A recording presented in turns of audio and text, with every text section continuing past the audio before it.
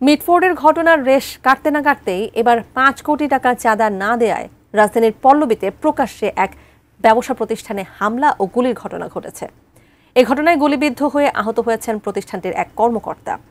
শুক্রবার বিকেলে ৩০ থেকে ৪০ জন দুর্বৃত্ত মিলে এই ঘটনা ঘটান।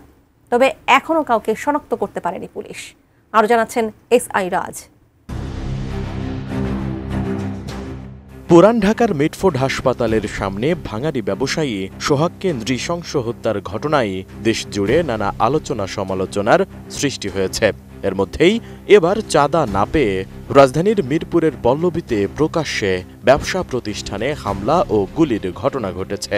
১১ জুলাই বিকেল ৫টার দিকে পল্লবীর আলাউদ্দিন টেক এলাকায় এ ঘটনা ঘটে। জানা গেছে ওই এলাকার একে বিল্ডার্স নামের আবাসন নির্মাণ প্রতিষ্ঠানে অস্ত্রশস্ত্র সহ হামলা চালায় ৩০ থেকে ৪০ জনের একদল দুর্বৃত্ত। ওই সময় হামলাকারীরা ৪টি গুলিও করেছে বলে জানায় পুলিশ। এ ঘটনায় শরীফুল ইসলাম নামে প্রতিষ্ঠানটির এক কর্মকর্তা আহত হলে তাকে চিকিৎসার জন্য কুর্মিটোলা জেনারেল হাসপাতালে ভর্তি করা হয়।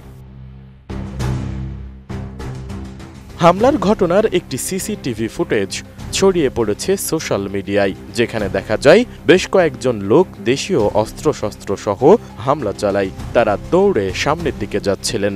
এর মধ্যে একজনের হাতে বন্দুক ছিল, তাকে গুলি চালাতেও দেখা যায়। এক পর্যায়ে একজন গুলিবিদ্ধ হয়ে পড়ে যান, পরে তাকে অন্য একজন এসে উদ্ধার করে নিয়ে যায়। অ্যান্টিব্যাকটেরিয়াল অ্যাডিটিভ যুক্ত সেরা ওয়াটার ট্যাঙ্ক বিশুদ্ধ পানিতে ব্যাকটেরিয়া জন্মাতে দেয় না। প্রতিষ্ঠানটির কর্মকর্তারা জানান, হামলাকারীরা ৫ কোটি টাকা চাঁদা দাবি করে। না পেয়ে একদল লোক অস্ত্রশস্ত্র নিয়ে এসে হামলা চালায়। সেখানে গুলিও চালায় হামলাকারীরা।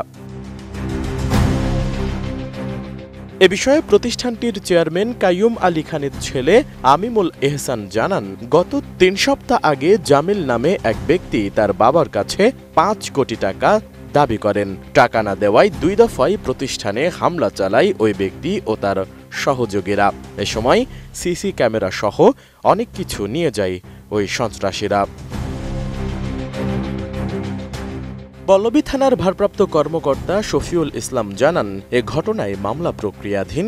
যারা হামলা ও গুলি করেছে তাদের কাউকে এখনো শনাক্ত করা হয়নি, তবে শনাক্তে কাজ চলছে। এর আগে গত ৯ জুলাই সন্ধ্যায় পুরান ঢাকার মিটফোর্ড হাসপাতালের সামনের সড়কে প্রকাশ্যে সোহাগ নামে এক ভাঙারি ব্যবসায়ীকে নৃশংসভাবে হত্যা করা হয়। ওই ঘটনার আগে তাকে ডেকে নিয়ে পিটিয়ে ও ইট পাথরের টুকরো দিয়ে আঘাত করে মাথা ও শরীরের বিভিন্ন অংশ থেতলে দেয়া হয়। সোহাগের পরিবারের দাবি, মাসে ২ লাখ টাকা চাঁদা দিতে অস্বীকার করায় তাকে এমন নৃশংসভাবে হত্যা করা হয়েছে।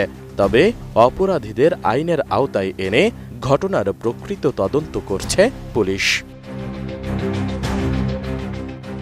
এসআই রাজ, এটিএন নিউজ, ঢাকা।